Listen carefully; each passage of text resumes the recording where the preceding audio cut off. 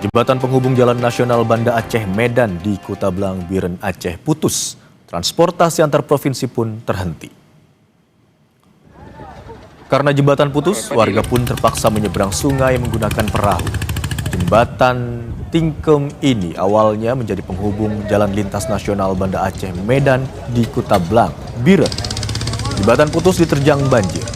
Warga hanya bisa mengandalkan penyeberangan lewat jalur sungai karena jalur alternatif pun tak bisa dilewati karena longsor. Warga yang hendak menyeberang harus membayar ongkos perahu sebesar Rp20.000. Untuk mengantisipasi hal itu, pemerintah Kabupaten Biren telah memetakan titik jembatan yang terputus dan telah melaporkan ke kementerian terkait untuk perbaikan jembatan. Warga berharap pemerintah segera membangun jembatan darurat untuk akses warga. Persoalan ini kita sudah berbicara dengan pihak kementerian PUPR dan mulai hari ini kita sudah memasukkan jembatan beli ya, jembatan beli untuk di tepi Mane dan juga untuk mengantisipasi yang di Kuta Blang. Mengetahui informasi terkini, kita segera tanyakan kepada Bupati Aceh Tenggara, Muhammad Salim Fahri di Kuta Cane, Aceh Tenggara. Assalamualaikum warahmatullahi wabarakatuh. Selamat siang, Pak Muhammad Salim Fahri. Waalaikumsalam, selamat siang, Mas. Baik, Pak Muhammad Salim, ada beberapa informasi yang ingin kami konfirmasi kepada Bapak. Bagaimana situasi hingga siang hari ini di Aceh Tenggara dan bagaimana penanganannya hingga saat ini? Baik, situasi sampai pagi hari ini ya mudah-mudahan cuaca sangat menjanjikan, cuaca cerah. Semua tim dinas-dinas saya masih instruksikan langsung ke lapangan untuk menangani pasca apa yang bisa diperbuat dalam pasca banjir tersebut. Masih adakah wilayah-wilayah yang terisolasi dan belum tersentuh atau bisa dikirimkan bantuan, Pak? Insya Allah yang belum tersentuh sudah hampir semua kita sentuh, walaupun dengan keadaan yang sangat darurat. Cuman hari ini hubungan jalan nasional antara Aceh Tenggara menghubungkan Kabupaten Gailwus yang belum bisa kita tembus. Mudah-mudahan kemarin dengan kehadiran Bapak Presiden dan Bapak Menteri terkait, solusinya secepatnya insya Allah akan teratasi. Baik. Tadi Anda katakan masih ada wilayah yang belum bisa ditembus dengan akses darat. Lalu bagaimana dengan pengiriman distribusi bantuan ke wilayah tersebut, Pak? Bantuan kita sudah buka ke terisoleran tersebut, mungkin jalan setapak, mungkin sepeda motor yang kita manfaatkan untuk bisa mengirimkan sembako-sembako seperti beras, Indomie, hal-hal yang lainnya. Berarti warga masih mengungsi, Pak. Ada berapa titik pengungsian yang tersedia di sana? Titik pengungsian sekarang sudah berkurang, cuman pengungsi masih 1.100 kakak dengan jiwa 4.080. Pengungsian tersebut ada juga kita tempatkan di rumah-rumah ibadah, di tenda-tenda yang dibantu pemerintah, termasuk di sekolah-sekolah yang bisa dimanfaatkan oleh pengungsi. Baik. Kalau di beberapa daerah ada beberapa keluhan yang dihadapi oleh pengungsi yang mulai beberapa hari terakhir terjadi, begitu mereka mengeluhkan sakit di beberapa wilayah begitu ya Pak. Apakah di wilayah Anda juga demikian dan bagaimana penanganannya? Tenaga medis apakah sudah tersedia di sana?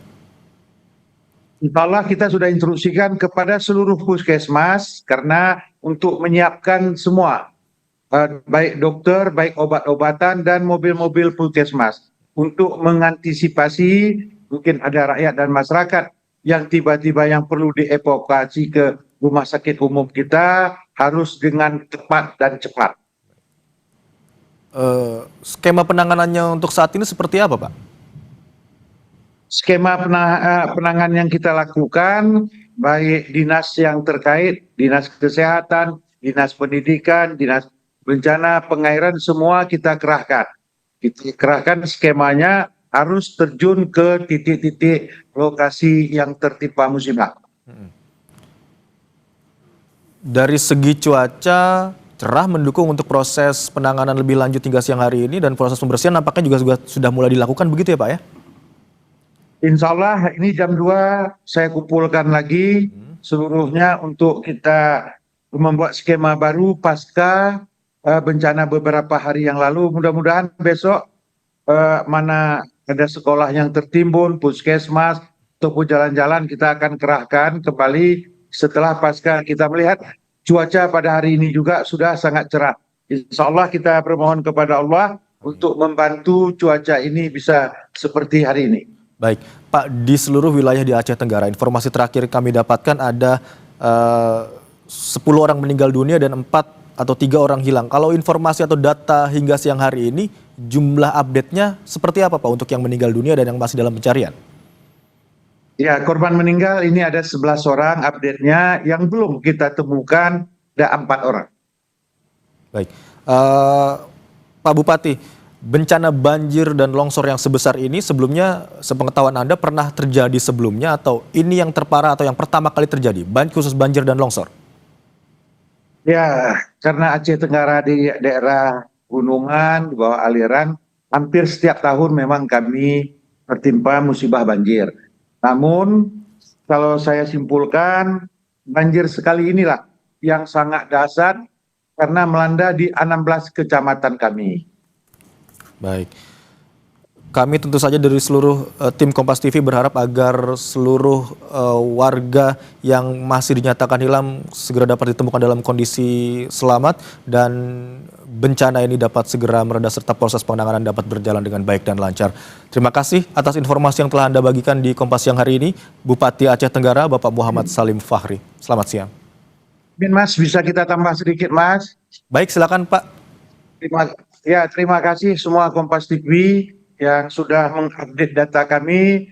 Harapan saya sebagai Bupati Aceh Tenggara, khusus kepada Kementerian Kehutanan, karena daerah Aceh Tenggara adalah sebagian besar Taman Nasional Gunung Leuser dan hutan lindung, kami bermohon secara khusus melalui Kementerian Kehutanan, yaitu pemerintah pusat, untuk menangani hutan-hutan kami. Mungkin ada yang sudah katakan untuk reboisasi, untuk perehapan hutan-hutan kami, karena setiap tahunnya banjir-banjir ini, karena daerah kami daerah pegunungan, melalui kawan-kawan Kompas TV, ini kami suarakan dari suara hati dari rakyat dan masyarakat Kabupaten Aceh Tenggara. Terima kasih Kompas TV. Baik, semoga saja apa yang Anda harapkan dapat segera menjadi bahan evaluasi bagi pihak-pihak terkait. Terima kasih atas informasi yang Anda bagikan, Bapak Muhammad Salim Fahri, Bupati Aceh Tenggara. Assalamualaikum warahmatullahi wabarakatuh. Waalaikumsalam warahmatullahi wabarakatuh.